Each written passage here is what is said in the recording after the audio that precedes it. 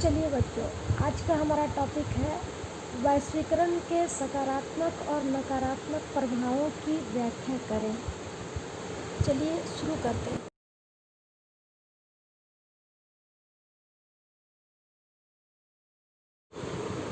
Hello बच्चों, आप सभी का हमारे YouTube चैनल एक्सप्रेस लाइफ में फिर से स्वागत है। आज का हमारा जो टॉपिक है, जिसके विषय में हम पढ़ने वाले हैं, उसका नाम है वैश्वीकरण के सकारात्मक और नकारात्मक प्रभाव। तो चलिए स्क्रीन पर हम लोग स्क्रीन पर देख पा रहे हैं वैश्वीकरण के सकारात्मक प्रभाव क्या क्या हैं। Positive effects of globalisation. वैश्वीकरण के सकारात्मक प्रभाव को निम्नलिखित रूपों में देखा जा सकता है। नंबर 1 स्क्रीन पर देखिए। वैश्वीकरण ने विश्व व्यापार के क्षेत्र में अनेक सुविधाओं को जन्म दिया है। वैश्वीकरण के कारण मुद्रा की प्रत्यावर्तन संभव हो पाया है और लोग खुलकर व्यापार करने लगे हैं।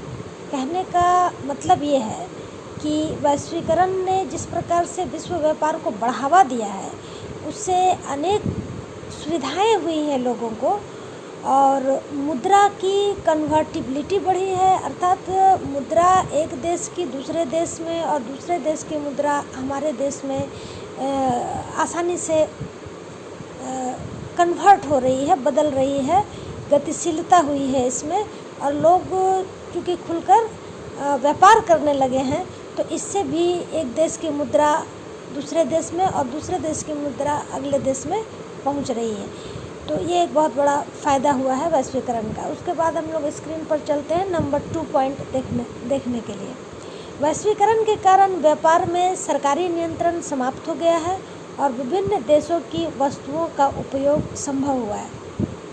क्योंकि वैश्वीकरण के कारण सरकारी नियंत्रण हस्तक्षेप समाप्त हो जाते हैं, तो विभिन्न देशों की वस्तुएं हमारे देशों में आसानी से चली आती है। तो इससे सुविधा क्या हुआ है हम लोगों को कि हम यहाँ पर बैठकर विभिन्न देशों की वस्तुओं को आसानी से इस्तेमाल कर पा रहे हैं। संभव हुआ है कि विदेशी वस्तुओं को भी हम आसानी से इस्तेमाल कर पा रहे हैं, क्योंकि वस्तुएं मंगाई जाने लगी हैं और साथ ही साथ वस्तुएं भेजी भी जाने लगी हैं। इससे जो अन्य राष्ट्र हैं वो भी हमारे वस्तुओं का लाभ उठा पा रहे हैं। उसके बाद पॉइंट नंबर 3 पर चलते हैं।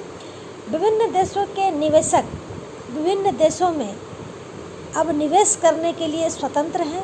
आज भारत के पूंजीपति वैश्वीकरण के कारण ही विभिन्न देशों में पूंजी का निवेश कर रहे हैं। निवेशक का अर्थ है इन्वेस्टर। तो विभिन्न देश के जो इन्वेस्टर्स हैं वो हमारे देश में इन्वेस्टमेंट करने को आते हैं और वे इसमें स्वतंत्र हैं, स्वतंत्रतापूर्वक वे निवेश करते हैं। और साथ ही साथ जो भारत के बड़े बड़े पूंजीपति हैं वो लोग भी विश्व के अन्य देशों में जाकर अपनी पूंजी को इन्वेस्ट कर रहे हैं और इस प्रकार अंतर्राष्ट्रीय व्यापार को बढ़ा रहे हैं। उसके बाद हम लोग अगले पॉइंट पर चलते हैं। वैश्वीकरण के कारण संस्कृति एवं शिक्षा का प्रचार प्रसार तीव्र गति से हो रहा है और पूरे विश्व में एक संस्कृति विकसित हो रही है। यहाँ हम कहेंगे कि वैश्वीकरण के कारण जो है, जो इंटरनेट, जो सोशल मीडिया, जो समाचार, जो टीवी, ये जो विकसित हुए हैं हमारे देशों में, तो इससे प्रचार और प्रसार का माध्यम बढ़ा है। शिक्षा, विदेशी शिक्षा हम आसानी से अपने देश में प्राप्त कर पा रहे हैं। ऑनलाइन के सहारे ऑनलाइन क्लासेस चलते हैं। इसके लिए हमें विदेश जाने की ज़रूरत नहीं पड़ती है। हम चाहें तो घर बैठकर ही ऐसे शिक्षाओं के साथ जुड़ सकते हैं और इस प्रकार जो है सांस्कृतिक आदान प्रदान भी होते हैं। हम वहाँ की संस्कृति भी आसानी से सीख पाते हैं और इतना ही नहीं, हमारे देश की संस्कृति भी अन्य देशों में सीखी जाती है, समझी जाती है। तो वैश्वीकरण का ये भी एक बहुत बड़ा फ़ायदा हुआ है बच्चों। चलिए अब हम लोग नेक्स्ट पेज पर चलते हैं। नेक्स्ट जो टॉपिक है वो है कि वैश्वीकरण का नकारात्मक प्रभाव, नेगेटिव इफ़ेक्ट्स ऑफ ग्लोबलाइजेशन। तो सबसे पहले हम देखेंगे कि वैश्वीकरण का नकारात्मक प्रभाव आर्थिक क्षेत्र में कैसा हुआ है, मतलब आर्थिक क्षेत्र में क्या इसका नेगेटिव इफेक्ट होता है। सबसे पहले हम देखेंगे नंबर 1 पर, देशी व्यापारिक संस्थाएं बहुराष्ट्रीय निगम से प्रतिस्पर्धा नहीं कर पाते और इन देशी कंपनियों को इन बड़े निगमों के सामने समर्पण करना पड़ता है।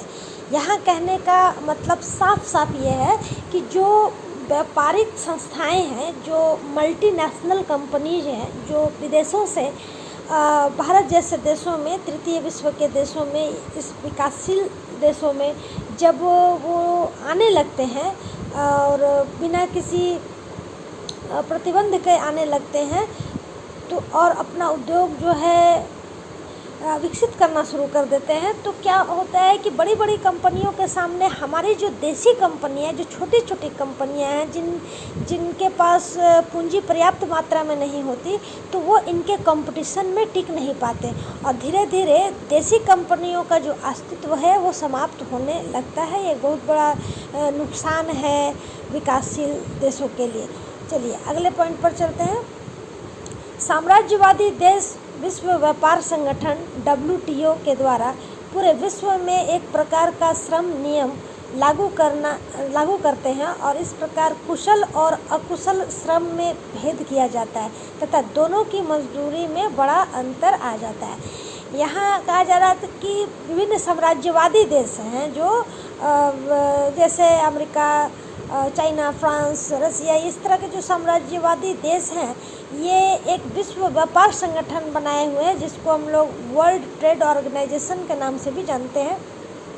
ये पूरे विश्व में एक प्रकार के श्रम के नियम बनाते हैं और यहाँ पर ये कहा जाता है कि ट्रेंड और अनट्रेंड, ट्रेंड माने वे लेबर जिनको प्रशिक्षण प्राप्त है, जो ट्रेनिंग लेकर मजदूरी में उतरते हैं, जबकि भारत जैसे देशों में हर मजदूर के पास इस प्रकार की ट्रेनिंग नहीं होती। तो ऐसे में जो ट्रेंड मजदूर हैं उन्हें अधिक वेतन दिया जाता है, उन्हें अधिक पैसा दिया जाता है और जो अनट्रेंड मजदूर हैं उन्हें पैसा कम दिया जाता है। तो ये भी एक बहुत बड़ा नुकसान है विकासशील देशों के लिए। चलिए उसके बाद नेक्स्ट पॉइंट में देखते हैं हम लोग, सार्वजनिक क्षेत्र की इकाइयों का निजीकरण। ये तो अभी अभी हम लोग देख पा रहे हैं भारत में कि किस प्रकार से जो है सार्वजनिक क्षेत्र यानी जो पब्लिक सेक्टर या सरकारी क्षेत्र की जो कंपनियां हैं उनका प्राइवेटाइजेशन किया जा रहा है। प्राइवेटाइजेशन यानी प्राइवेट के हाथों में ये सौंपा जा रहा है। तो ये आने वाले समय में जो है इससे सुविधा तो बढ़ेंगे, इसमें कोई शक नहीं है कि सुविधाएं बढ़ेंगी, लेकिन साथ साथ असुविधाओं का सामना भी करना पड़ेगा। उस प्रकार की सहूलियत को पाने के लिए हमें अधिक से अधिक पेमेंट और पैसे खर्च करने पड़ेंगे। नेक्स्ट पॉइंट में हम लोग चलते हैं जहां पर देख पा रहे हैं हम लोग पॉइंट नंबर 4, शिक्षा और स्वास्थ्य संबंधी खर्चों को कम करना। जहाँ पहले हमारा राष्ट्र एक कल्याणकारी राष्ट्र हुआ करता था, कल्याणकारी राष्ट्र होने का अर्थ यह है कि सरकार जो है वह जनता के लिए कुछ कल्याणकारी कदम, कुछ वेलफेयर वर्क करेगी शिक्षा के क्षेत्र में और स्वास्थ्य के क्षेत्र में, अर्थात कुछ सब्सिडीज़ देगी। पर आस्ते आस्ते वैश्वीकरण के नाम पर सरकार जो है वो सब्सिडीज़ को कम कर दे रही है, हटा दे रही है और शिक्षा और स्वास्थ्य पहले जो हम कम खर्च में प्राप्त कर पा रहे थे, अब वो वैश्वीकरण के चलते वो संभव नहीं हो पाएगा। तो जहाँ की जनता जो है, जहाँ की जनता का जो साधन है, जीविका उपार्जन का साधन सीमित है, वहाँ अधिक से अधिक पैसे खर्च करके शिक्षा और स्वास्थ्य की सुविधा ये लोग प्राप्त नहीं कर पाएंगे। तो ये एक बहुत बड़ा नुकसान है वैश्वीकरण का। चलिए अब हम लोग अगले पेज पर चलते हैं। अब यहाँ हम लोग देख लेंगे कि वैश्वीकरण का जो नकारात्मक प्रभाव है वह राजनीतिक क्षेत्र में किस प्रकार पड़ा है, पॉलिटिकल स्फीयर में इसका क्या प्रभाव पड़ता है।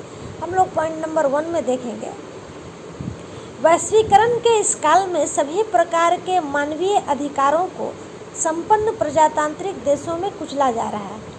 मतलब जितने प्रजातांत्रिक जो अधिकार होते थे मनुष्यों के, वे अधिकार जो है वो छीने जा रहे हैं। और साथ ही साथ यहाँ आप देखिएगा पॉइंट में, संयुक्त राज्य अमेरिका शक्तिहीन देशों पर आक्रमण करने में तनिक संकोच नहीं करता है। कमज़ोर देशों की संप्रभुता पर आज खतरा उपस्थित हो गया है। तो जो वैश्वीकरण के अंतर्गत जो राष्ट्र विकसित राष्ट्र कहलाते हैं, ये विकसित राष्ट्र जो है वे विकासशील जो देश हैं उनको सहूलियत के नाम पर, उन्हें सुविधा प्रदान करने के नाम पर वास्तव में उसकी संप्रभुता या उसकी स्वतंत्रता को खतरा पैदा कर रहा है। कहीं कहीं पर तो ये लोग डायरेक्ट आक्रमण पर उतर जा रहे हैं और इस प्रकार जो छोटे राष्ट्र हैं उनका जो संप्रभुता है, उनकी जो स्वतंत्रता है वो खतरे में पड़ गई है। चलिए अब हम देखते हैं कि वैश्वीकरण का जो नकारात्मक प्रभाव है वो हमारी संस्कृति पर किस प्रकार पड़ती है। तो negative effects upon cultural sphere. आइए देखते हैं पॉइंट नंबर 1 में, मीडिया और प्रचार तंत्र के कारण पश्चिम की सभ्यता को प्रचार मिला है। इसमें तो कोई शक नहीं है कि मीडिया ने, इंटरनेट ने, समाचार पत्रों ने, सिनेमा वगैरह ने यह पूरी तरह से पश्चिम सभ्यता को, वेस्टर्न जो सिविलाइजेशन है उसका प्रचार प्रसार किया है। और जिसके कारण प्रभावित होकर जो विकासशील देश के जो निवासी है वो टीवी, फ्रिज और कार जैसी उपभोक्ता वस्तुओं पर पूरी तरह से डिपेंड हो गए हैं और उसकी मांग तेज़ी से बढ़ती जा रही है। लेकिन इससे नुकसान ये हुआ है कि इससे हमारा एनवायरनमेंट भी प्रभावित होता है, हमारा वातावरण भी इससे नष्ट होता है, क्योंकि कार और फ्रिज और टीवी जैसी चीज़ें जो है वह जहरीले गैसों को एमिट करती है, मतलब छोड़ती है, जिससे कि पूरा वातावरण बर्बाद हो रहा है। चलिए हम नेक्स्ट पॉइंट पर देखते हैं कि नंबर 2, दूसरी तरफ फैशन शो के नाम पर नग्नता और अश्लीलता को दर्शाया जाता है। इसका बुरा प्रभाव बच्चों पर पड़ता है। इसी का परिणाम है कि तृतीय विश्व के देशों की शालीन संस्कृति अश्लीलता और हिंसा की तरफ बढ़ रही है।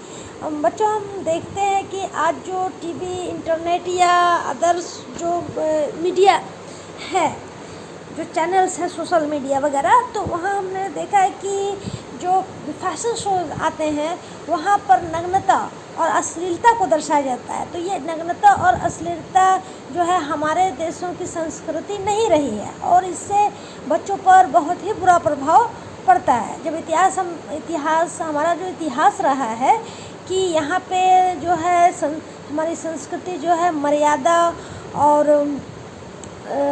और संस्कारों से भरी पड़ी थी, वो अब धीरे धीरे डेवलपमेंट के नाम पर, विकास के नाम पर जो शालीन संस्कृति है वो अश्लीलता और हिंसा की तरफ बढ़ रही है।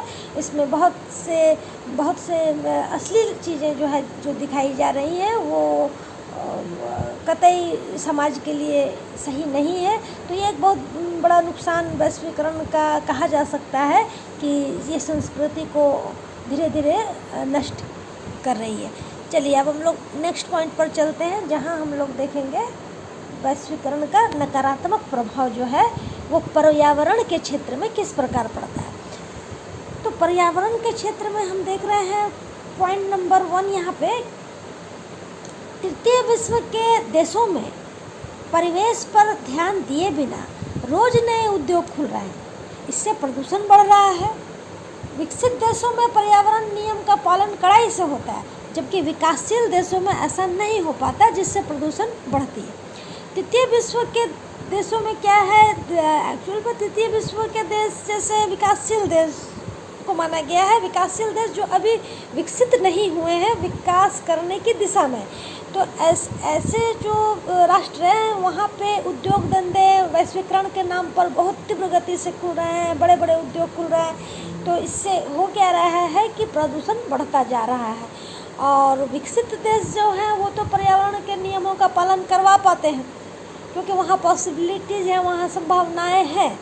लेकिन विकासशील देशों में पर्यावरण के नियमों का पालन बहुत कड़ाई से नहीं हो पाता, तो इससे प्रदूषण जो है बढ़ता चला जाता है और एक समय ऐसा आएगा कि ये एक बहुत बड़ा नुकसान हमारे सामने हो जाएगा। तो चलिए आज के लिए बस इतना ही। सब्सक्राइब कीजिए हमारे चैनल एक्सप्रेस लाइफ को और ज़्यादा से ज़्यादा लाइक कीजिए, शेयर कीजिए, कमेंट कीजिए।